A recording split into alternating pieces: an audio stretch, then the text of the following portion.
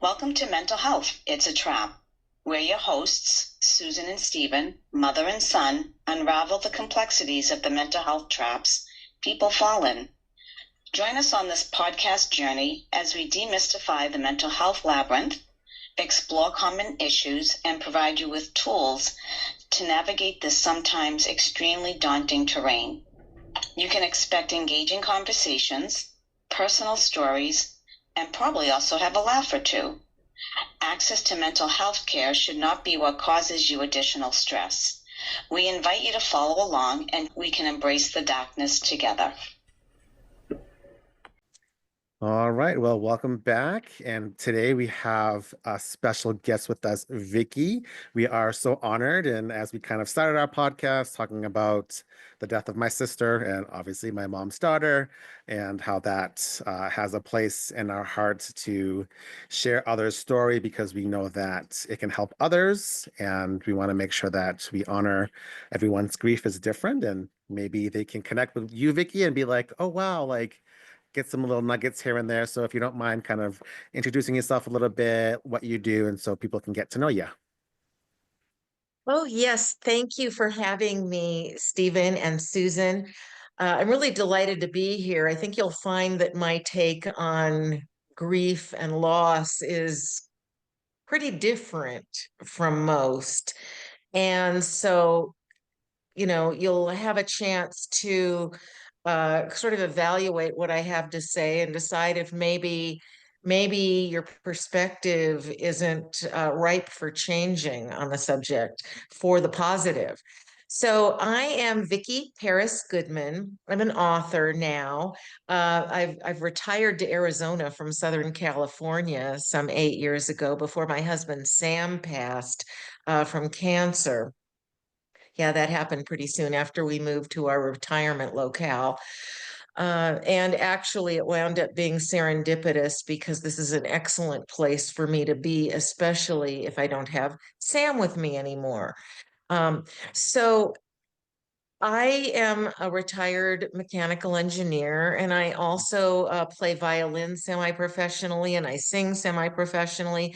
And I was also on the side during my working years a theater reviewer in Long Beach, California, which really set me up well, having done all of that writing, to write the book that I wrote 2 years after Sam passed.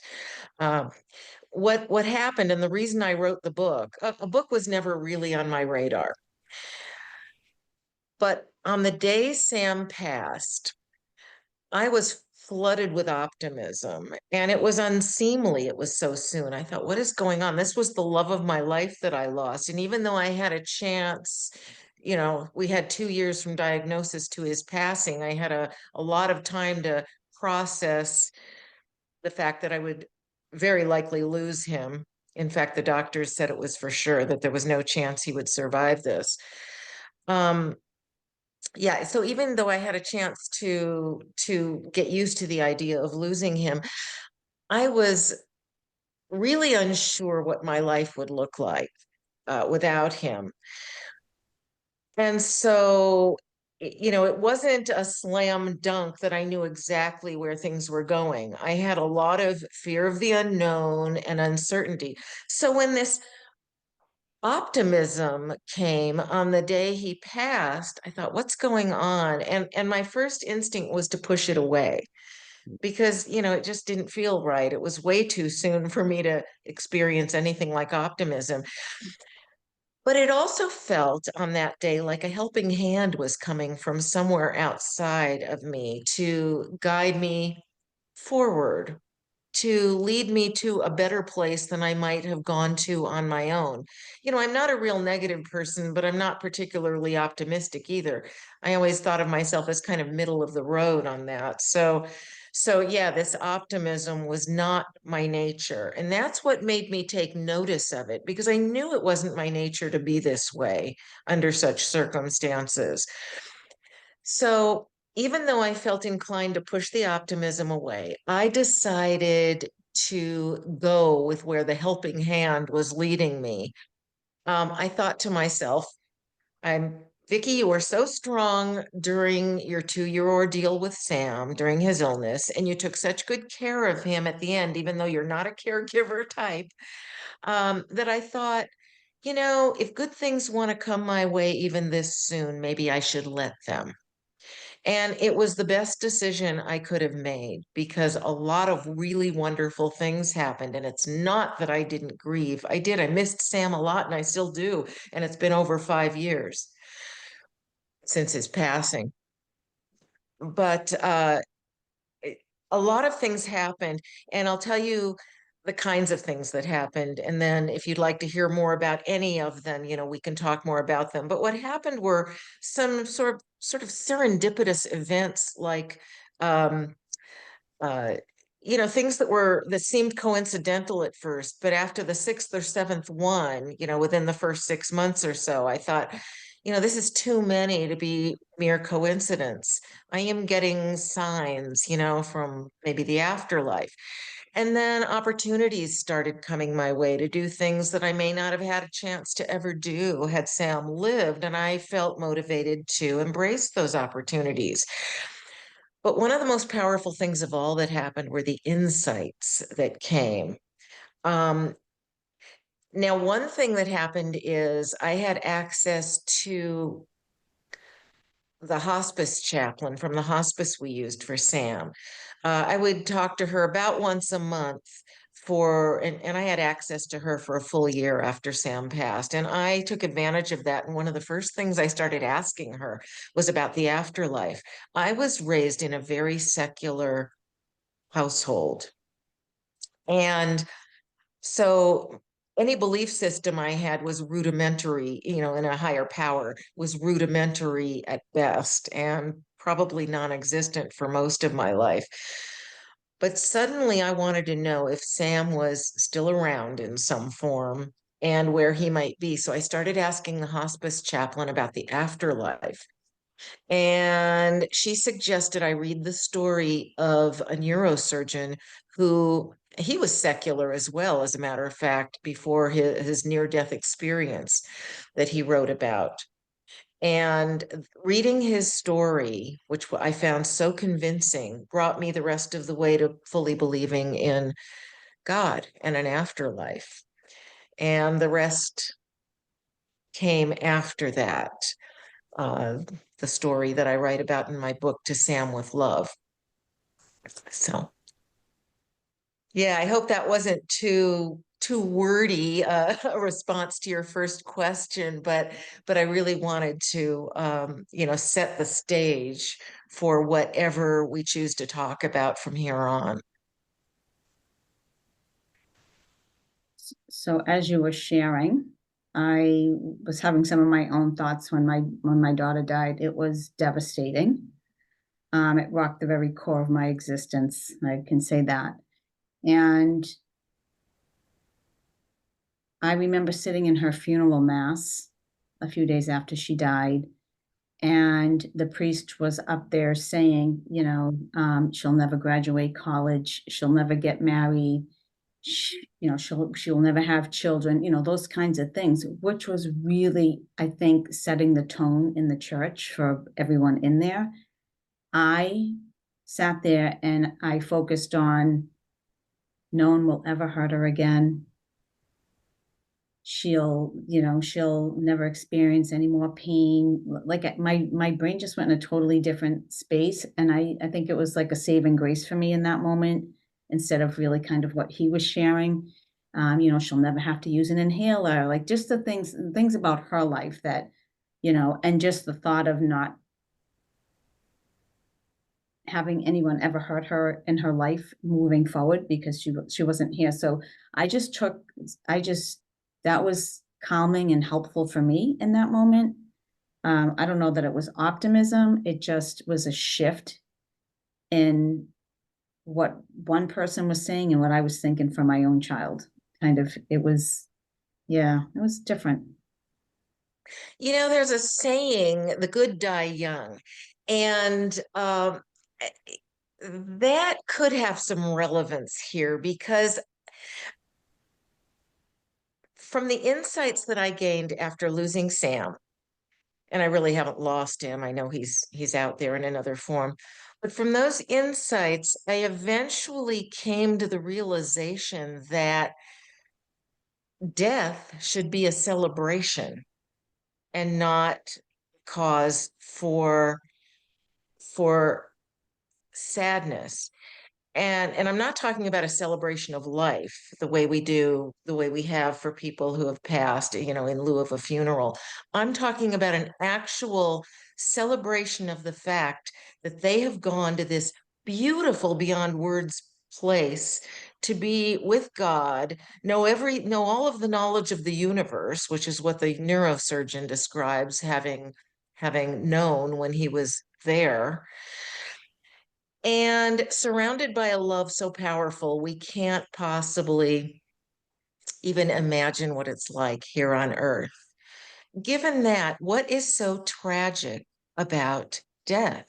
Now, I'll be honest, I'm in no hurry to leave Earth, to go to the afterlife, because I'm kind of a type A personality. In fact, I wrote my second book about that subject.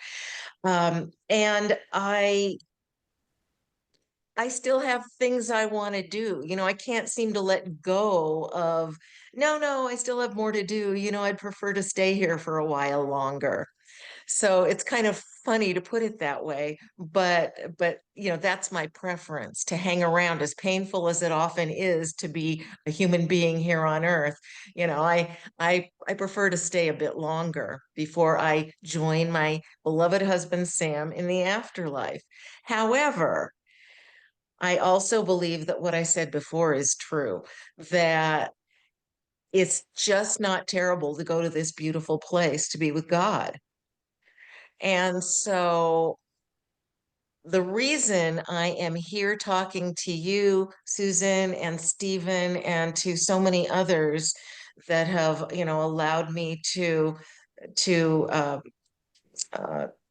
transmit my message on their wonderful shows, is because I think people grieve too hard and too long. And I think it's because we are subject to cultural conditioning that is so strong, that tells us to grieve a certain way and for a certain amount of time, and to think of death and loss in a particular way that makes no sense if you have this belief system. And most people, I'm finding, do have this belief system. In other words, they believe in a loving God and a beautiful afterlife. So it makes no sense for us to awfulize death the way the culture tells us to. Right, especially when, we are human beings. We all die. We're all, we're kind of all born with the time to die. We just don't know when or how, right? I believe that to be true. Yes. And when I work with others who have lost either a child or a family member or a friend or a spouse, I talk about that moment in time. The death is a moment in time. It's not their whole life, it's not, you know what I mean? So when we get stuck in that moment in time, we're not allowed to live beyond that point. And, and I think it's important to acknowledge your grief, feel it for what you need to feel it, because, after all, the loss of a loved one it is a journey. It's a process to be able to feel it. And then what do you do with it, right? Is to kind of stay stuck in it, and then it controls your life. And then, you miss these other opportunities. And, I think one of the things that I always said, I would always prefer to have my daughter here. Mhm. Would be that is what I would always want. And I've met some really wonderful people along the way in my journey that I otherwise would not have met. Yeah. I don't know. I think you'll probably agree with this, Susan, based on what you've said. But one of the insights I had was that if God has a plan for each one of us, then that plan doesn't necessarily, from the beginning, include certain people being with us in our lives for any particular amount of time. You know, I think there's an ideal to which many people aspire. It has to do with marriage. Uh, I think the ideal that so many of us have is to meet someone early in life in our 20s, maybe get married in our 20s or 30s. You both live into your 70s or 80s or 90s and die within a relatively short amount of time, of each other. And you've lived basically your entire adult life together happily, for the most part. And that's the ideal.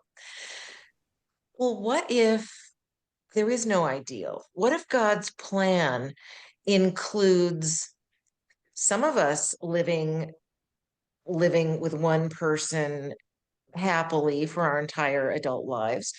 What if someone else's ideal, God's plan, in other words, is to live a more segmented life in chapters, maybe doing different things in each of those chapters, distinctly different things, maybe being with different people during those chapters. And maybe we are to learn lessons from each one of these things. In fact, you can think of all of adversity that way, not just the loss of a loved one.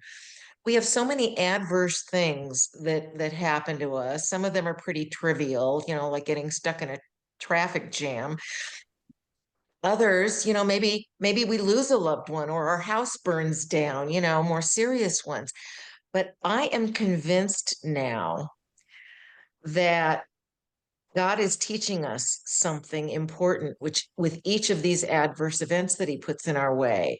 And so much of the time we don't observe it. I've spent my entire life not learning God's lessons until recently. Now, no matter what happens to me, and sometimes it can feel pretty bad, I remind myself right away, okay, all right, you're going to have to deal with this, but what's the lesson here? And it's funny how it's almost always possible to fairly immediately figure it out. Okay, he's testing my patience. You've never been a patient person, Vicki. This is just one more way that God is telling you to ease up and be more patient. You've never succeeded so far, but this is another opportunity. Let's see if you can do it this time. And so many other lessons that we can learn in life. Right. And I think, and one of the things that I do say to people, because, loss of relationships, I think is a challenge because, and I think too, I think younger generation, it's all about quantity, and older generations, it's more about quality, like in terms of relationships, right? Like the more friends I have, the more popular I am. It's just, the ingrained ways of, our culture. And I've often said to people, I believe that people are put in our life for reasons. Some people are meant to stay for longer and others are not. Some people are just there if you're going through a hard time and they kind of help you and support you through that hard time. And then they just gently like slide off, and you never see that person again or talk to them, though you remember what they brought to your life. Right. And so I do believe that, and I share that with clients when I work with them and patients, that, some friendships aren't meant to be forever. Some intimate relationships may be not meant to be forever. So, and there's always things to learn from everything that we go through, good, bad, and ugly. Right. And we don't have to consider those more short-term relationships as having been failures of any kind. We so often do. I have a very close friend since childhood who we differ on some very important things that we need not go into. And for so many years, I thought, why am I faced with this dilemma as to whether to stay friends with her? And then it finally occurred to me recently, wait a minute, there's a lesson in this. I don't have to stop being friends with her, but maybe I do need to think about God's lesson in this. He's trying to show me that I need to figure out a way to cope with these extreme differences. I mean, it's not about whether we stay friends or not. It's about what there is for me to learn from grappling with this, every month or so, it seems, with this, oh my God, what am I going to do with this one? With whatever she said, or did. And it's a complete shift in perspective that teaches us to take advantage of these opportunities to grow and become better people. That's what it's all about. And I think losing a loved one is every bit one of those lessons in life that God is, one of those adverse circumstances, certainly, but not as adverse as you might think because of what we talked about before, but also a wonderful opportunity to learn the lessons of life we are intended to learn. And the more we avoid doing so, learning the lessons, the more we draw out, the more we don't grow. And so God, I'm not saying this very well, but so God will place more of the same type of adversity in our path, to get us over and over again to finally learn the lesson. Whereas if we would just learn it, we could move on to other things that God will teach us. So I think it's all about, sort of getting to a higher plane of humanity with each one of these lessons learned. But we avoid it most of the time. Yep, not many people want to go into those icky feelings or our own insights on like our accountability of our part in relationships, whether it's, again, with a spouse or a sibling or a parent or an uncle or grandparent, right? And I think sometimes we get stuck in, like you said earlier, kind of like our own bias of what we're taught of how to have relationships, or like it's supposed to be this way forever. And then, but if you get upset, or if I get upset that a relationship's not the way that it was before, but I'm not the one that's going to be like, hey, I miss talking with you, or like addressing it, versus like, if they don't talk to me, then I'm not going to talk to them. But if you're like harboring on like wanting to have that relationship, but you're not willing to put in the, or look inward and say, okay, well, what is this feeling? What is it trying to tell me? And then if it's like, oh, like I do want a relationship with that person, then okay, then have that conversation and connect with them. And I think it's similar with grief, because when I hear people now and they're like forever 18 and forever 24, or forever 6, and I'm like, that to me feels like a stuck mentality. Like, so my sister died at 18, but I don't say Stacy's forever 18. It's just she died at 18. And like my mom said, it's not like a stuck point. It's just a moment in time. She was 18 when she died, and we still celebrate her birthday, and we still, honor her on the death anniversary and on holidays.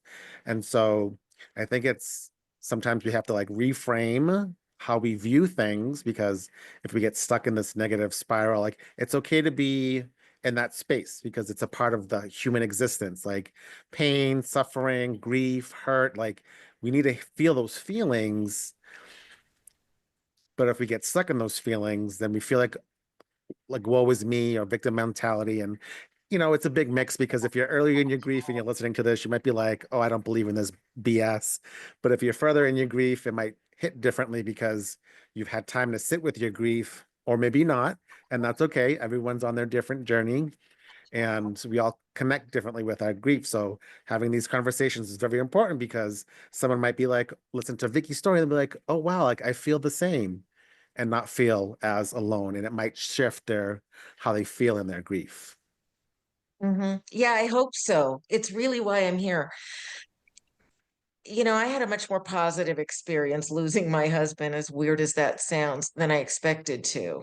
I still cried. I still read the last greeting card he gave me before he passed. I read it every night for a whole year after he died, before I went to bed. It gave me comfort. But I realized that there is something to being more of a survivor mentality than a victim, if we really want to just generalize the heck out of what we've already talked about in sort of a very specific way. But I kind of look at it that way. And people who grieve so hard and so long.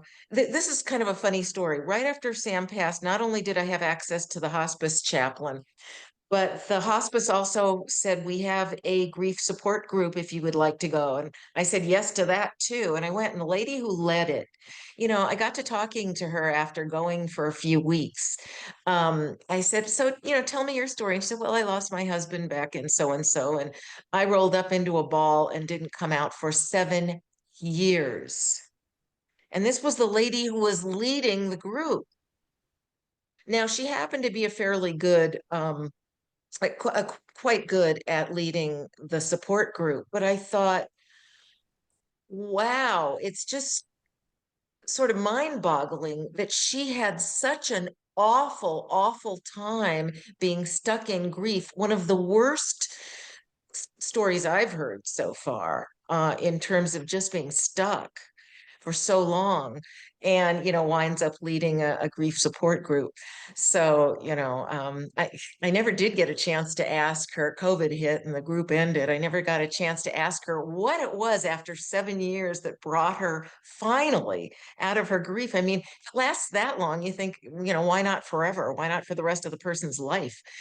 But yeah, so yeah, I think there's maybe a tendency not to survive, but to be a victim. Maybe there's a payoff in that for some people. But I think it constitutes a big waste of life and optimism, and the recognition that there's a next chapter of life. That God has a plan, and this was His plan for you. Embrace it. You can't have, in my case, I can't have my husband back living in my home with me again, but I can remember all the wonderful times, and I can get the signs from him, which I do sometimes. Kind of an interesting story there too. And I can see what's next for me and have the courage to be open to that. And it's amazing how many wonderful things happen when you do accept that, embrace it, and just be excited for what could be next.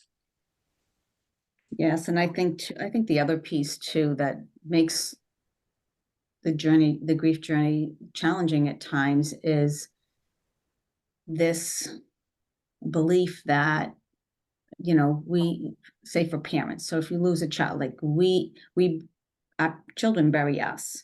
We don't bury our children. People only die when they're old, like all of these messages that we believe to be true. And it's so far from the truth. Right? My niece lost her 4-month-old baby girl a year ago. And, no one thinks that you're going to have to do that. We just think we live forever. We just have these belief systems. And it's like, what about just living life and knowing that at some point, every single one of us will die eventually. And how do we want to live that life? And so there's a really good poem. It's called The Dash. Have you ever read that poem, The Dash? No. It's a really good poem, but it talks about the year, it usually is, if you think about, at the cemetery when they have the headstones and they say like 1940-2010. Yeah. Though that dash is all about how someone lived their life versus the moment in time that they were born and the moment in time when they died.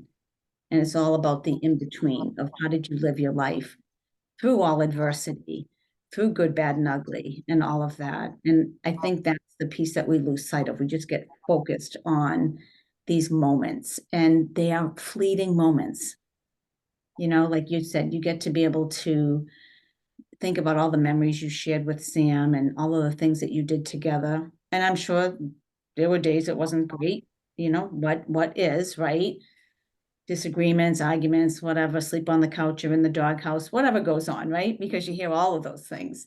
And it doesn't mean that life is always going to be easy and you're going to be happy every single day of your life.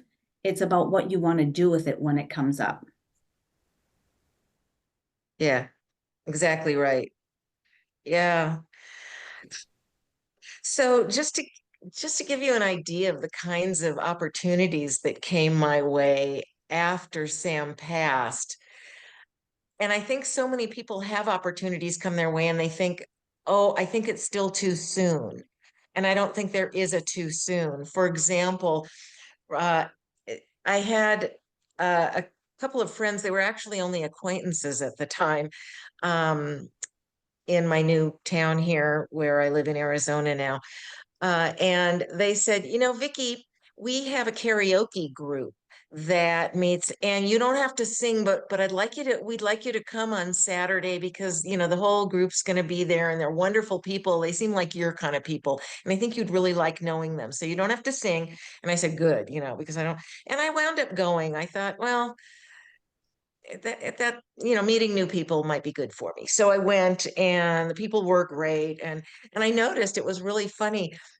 Nobody was listening to the person singing. Everybody was just eating and drinking and gabbing at karaoke. And I thought, well, this is a pretty safe environment to try out a song. So I gave the karaoke jockey, that's what they call them, a song choice. And my turn came up and I went up to sing. And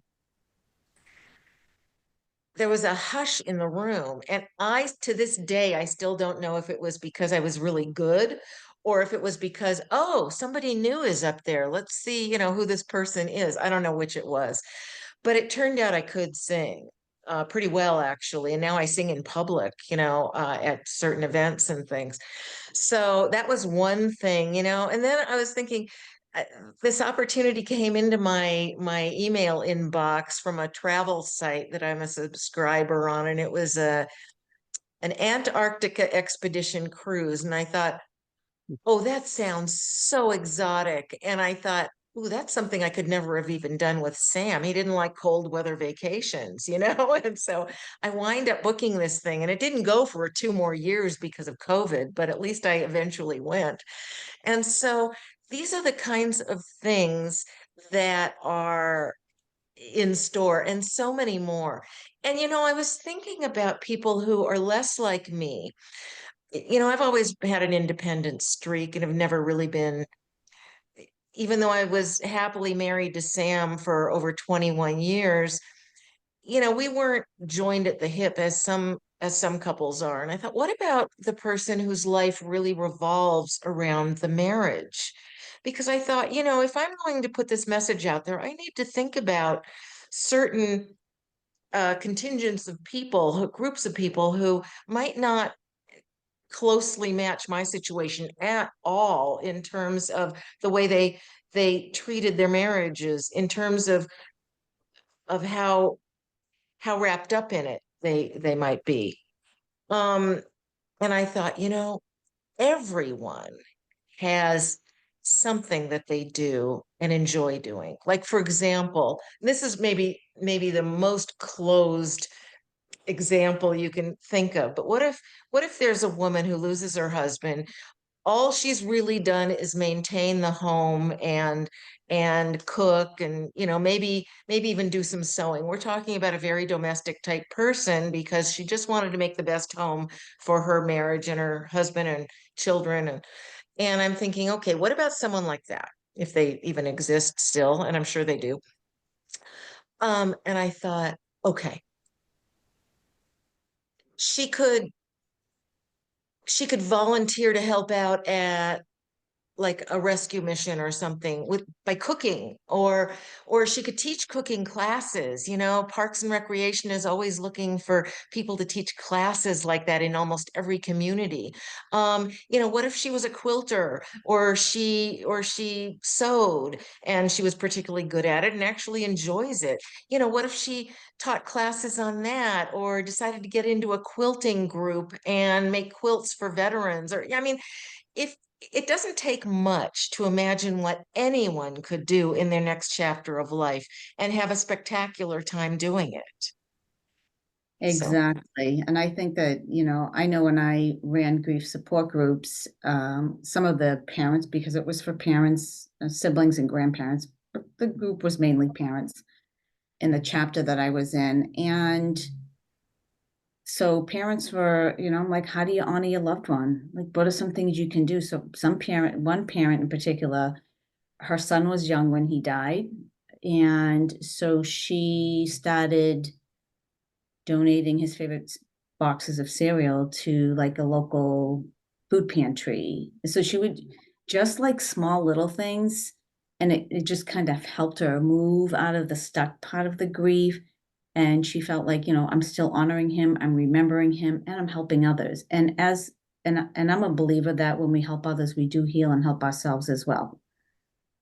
Absolutely. It's funny. I've always considered myself a little bit on the self-involved side, not someone who has really any desire to help others. And all of that changed after Sam passed. Another opportunity that God threw my way to finally feel better about myself, because I now had a way that felt right to me to help others. Writing the book, being on your show, Susan and Stephen, um, and getting a message out there that is so much more positive than most people ever hear when they lose someone. And I really, well, I was going to say, I hope it's having an impact. I know it is, because I hear from people all the time who have seen me on a show like yours and have said, I never thought about it that way, but this is really helping me to see things from a completely different perspective, a better one. And I mean, that's, for someone like me, this is a blessing to be able to finally have a way to do something for others. Mm-hmm. Yeah. So, I think that's important because we, often talk about, even with our last episode, we talked about people trying different modalities. And we had Dr. Liz who talked about having a medical trauma and going through traditional therapy, and her background is in psychology, so she has that background of providing that support. And so after her trauma, she went into therapy, and then she tried different modalities to find what works. And I think this conversation equally is important, because when we give different perspectives, like you said, like I think people often think about how tragic grief and loss is, and it's so like reductionistic, if that's the right word, that yeah, we like make it look like this little, like grief is this really horrible thing, but people die in all different ways, and that includes people who have like cancer or long-term illness, where they're like, you have a year but they live for 5, or you have 5 years and they die sooner, or they have chronic pain. And it's like, it often is a relief when the person dies because they're not in that pain, or if they have like Alzheimer's or dementia and they have like a double loss. So there's kind of like a relief or a happiness when people die. And so it's good to honor like that everyone has a different perspective, and to show people that there's a lot more to grief than just the sad and the pain. There's also happiness and joy. that's right. One thing that I did, this may be a tip for survivors, actually. One thing I did just kind of instinctively after Sam passed, but I don't know if it would be instinctively obvious to most people. I established a balance between all these activities I've described, the travel, the karaoke. I rejoined an orchestra I'd been playing in before we got his diagnosis, and, various other things, or even just having lunch with a friend, activities. I established a balance between those things and the quiet time needed to process what had happened in my life from this loss. And it's funny because a couple of people I know told me, they said, Vicki, just keep yourself as busy as possible so you don't have time to think or feel. And I instinctively knew that that was bad advice. I knew it was well intended, but I knew it was not the right advice. So instead, I created this balance so that I could process the changes and what my new chapter of life might look like, which I'd already started to move into by virtue of these activities, but still I wasn't sure where I would wind up, once the dust settled. And so that was the best thing I could have done. Now, it didn't solve all my problems because the balance, that is, because I noticed I'd be out having a wonderful time, let's say at karaoke, and I'd get home late in the day and I felt empty inside, like nothing had any meaning. And I thought, what's this about? I had fun, but why do I feel empty? And then I realized I didn't have Sam to share these things with, whether it be something we did together or something I did alone, but came home to tell him about it. Either way, didn't have him to share it with anymore. And I thought, okay, that I have no control over. I don't know how long that will last, but I feel very certain that I'm on the right path. It's just not going to be perfect. It's not going to be great, but it can be good for now. And I was absolutely right about that because eventually, a couple of years later, I found a man that I dated. We're still together. We've been together 3.5 years now. Very nice relationship. And, so now I have someone to share things with again. And not everyone will take that path, but it was the right path for me. And it was just so good that I had the presence of mind, again, probably the helping hand, telling me, Vicki, it's okay. It's not going to feel great for a while. You'll just have to accept it, continue on the path you're on, have fun, make new friends, sing, do whatever you want to do. It's right. And it's just not perfect. And what really is. That's true. Nothing is. You're absolutely right, Susan. Exactly. Yeah. Oh, And I Yeah. think you can even add on to that, like that tip of like doing new things is the fact that, again, just because they die doesn't mean that we can't talk with them, we can't write them a letter, we can't journal or speak out loud to them. Because I think people fear that, like, oh, I'm crazy. People think I'm crazy if I'm talking to myself or I'm talking to them. And it's like, no, like, how many times do you talk to yourself in your own head? I do it all the time. Like, I have these long conversations and I never have them with real people. And I'm like, I should say that, but I don't. So like in grief, if that's a thing, and sometimes it's a disconnect, right? Not everyone will connect their grief to the emptiness they feel, although they kind of do, but they kind of don't. So having that awareness of like, okay, like I feel empty and it's because of my grief or because I don't have someone to have these conversations with. Again, just because they're not physically here doesn't mean that we have to end the relationship of having a relationship of talking with them or writing them a letter or something simple like that. That is the most excellent point, Stephen. Yes, just because they're not physically present doesn't mean we don't still have a relationship with them. It's not the same. One of the things that happened, I may as well tell this story. It may be a good one to sort of end things on. Uh, Not long after Sam passed, I'd go to sleep, I'd turn out the light, and before falling asleep, after getting into bed, I would notice there was kind of a smoky grayish white thing. And I thought most of the time it was so subtle, I wasn't even sure it was there. And I thought, okay, I'm making things up. I'm thinking maybe Sam is still there and that he's going to, manifest somehow like this and I just kind of wrote it off. Sometimes it was a little too, on some nights, it was a little too vivid to ignore. And I thought, wow, it's really there tonight. It's pretty bright. And I would talk to it, and after a while, I started to depend on it being there. And if it wasn't there one night, I would say, well, I hope I see you soon. I would say, sweetie, because that's what I used to call Sam. I hope I see you again soon, sweetie. And one time it was gone for 2 whole weeks. And then it did. And I thought, okay, maybe it's accomplished its mission and it's not coming back. And I was really sad about that. But then it did come back after 2 weeks. And I was really relieved to see it. A few months later, it changed color.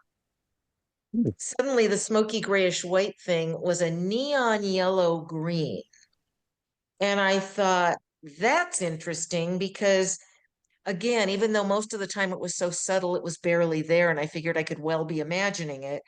There were other times when it was so vivid, it was just hard to ignore. So after a year of this, about a year after Sam passed, I had a little talk with, and I'd begun to pray every night too, which I'd never done before. I would just talk to God, make it up. But after a year of seeing from Sam's passing, I talked to God early in the day, this one day, and I said, God, you know how I never ask for anything for myself, but I'm going to make an exception to that today. I'm going to break that rule. I really want you to do me a favor. I am growing very weary of wondering if the neon yellow green thing is a manifestation of Sam's soul. I want to know. So I have a plan. This is what you can do. I was going to tell God how he could do this for me. How arrogant is that? Okay, so I said, okay, God, if the neon yellow green thing has been Sam all this time, tonight when I go to bed and turn out the light, make it look different than it ever has before, more vivid or move in a different way or something to tell me that yes, this has been Sam all this time. If it hasn't been Sam, just give me like jet black so that I have a decisive absence of the phenomenon. And I figured if it just appeared the way it always had, I'd be no worse off. God had chosen not to answer my request, and that I'd be no worse off than I had before. So that night, it was getting to be bedtime, and I thought, oh my gosh, what have I done? What if I get jet black? Am I ready to find out this hasn't been Sam all this time? But I couldn't stay up forever. So I go to bed, turn out the light, and usually when this thing comes, and it does almost every night, still even, it takes about 3 to 5 minutes, and then it appears before I actually fall asleep. Sometimes I fall asleep before that, and I don't see it at all. But it takes about 3 to 5 minutes, and it just kind of gently moves around or kind of in and out, and with varying degrees of intensity. Sometimes it's very subtle, and other times more intense. So, but it always takes 3 to 5 minutes to appear. That night, I turned out the light and it was there. First time ever, just there. And it was as vivid as it had ever been. And it shot across my view frantically about 3 or 4 times before just disappearing, as if Sam had spent all his soul's energy in this quick, decisive display. And then, he was spent and he just disappeared. So I burst into tears and thanked God and said I would never question the identity of the apparition again. And I still see it almost every night, but it's never done that again. Wow. Yeah. Yeah. I couldn't believe it. I thought, what are you doing asking this of God? Do you really think you're going to get something meaningful out of this? And then I did. Mm-hmm. That's great. Yeah. Yeah. Well, yeah. Well, we definitely appreciate you, sharing your story. And as we tell, usually all our guests that, it would be an honor to have you back on again, just so that we can further this discussion, because obviously we could probably talk hours when it comes to grief and loss. So do you want to share again the name of the book and where people can find it, and just a little bit like what will they find in it? Yeah, the book is To Sam with Love, a surviving spouse's story of inspired grief. And it looks like this. And I kind of divided it into 3 parts. The first third or so is about my life with Sam. At first, I wasn't going to put in all those stories, but some people who pre-read the book before it was published said, don't refer to the story, tell the stories. So I thought, well, we're not famous people. I don't know. Turns out it was the right choice. People are loving the stories I told in that first third. And the reason I think it was a good thing is because I thought that Sam and I thought that his passing later on in the book would have more impact if people got to know us first. So that's the first third. And then the middle portion is from diagnosis through his treatment to his passing. And then the latter third or so is about all the uh, unexpected and optimistic things that happened for me that we've talked so much about in this interview. After Sam passed. And it's a very uplifting book. There are a few sad parts, in the middle, but I really keep it uplifting and even funny in places. People have said, you managed to put some humor into that book. I said, oh, yeah. Yeah, absolutely. And so it's a nice book. People are really enjoying it, and I'm so gratified with all the wonderful comments I've gotten. And you can get the book discounted at my website, inspiredgrief.com. And that's the same place you can get my 3-episode private podcast audio series, which they're 3 episodes that are 12 to 15 minutes long. And some of the insights I've talked about here today, Stephen and Susan, are not in the book because they came to me after I published the book. Those are in the audio series. So, and those are free. Those are free audio episodes. Just go to inspiredgrief.com. And you can also get to my blog. There's some interesting articles, same place. So, and then the only other thing I'd like to mention, if you wouldn't mind, is my next book, which is finished, but I'm in the middle of a final read through of it before it gets published. It's called Speed Bumps and Other Impediments to Life in the Fast Lane. And it's about the trials of life from the point of view of a type A personality. It's pretty self-deprecating in places. I had a lot of fun writing it. And I think it would be good for type A's to read because I think type A's feel bad about themselves from some of their impatient behaviors and things. So they'll find someone to identify with. And type B's can read it and understand their type A's better. There you go. So, Yeah, awesome. And if anyone has any questions or comments, please feel free to leave them and we'll connect with Vicki. And again, we'll probably have Vicki back on to talk more about maybe even both books, because I think in grief, we often box things and it's like, this is my grief and this is my work and this is my that and this is my this, that it's like it all interconnects. And if we share all the different parts that are a part of us and our grief, then it connects better with people than just saying, oh, I lost my spouse, oh, I lost my sister, and that's all we're here to talk about. And it's like there's so much more to our life and grief that it's more than just like, how can you connect more on a deeper level if it's just the grief, but the relationships within ourselves and with others. absolutely. Good point, Stephen. And I'd love to come back on. Thank you so much for having me today. Thank you for joining us, Vicki. And everyone else, again, if you have any questions or comments, please feel free to let us know. And everyone, take care.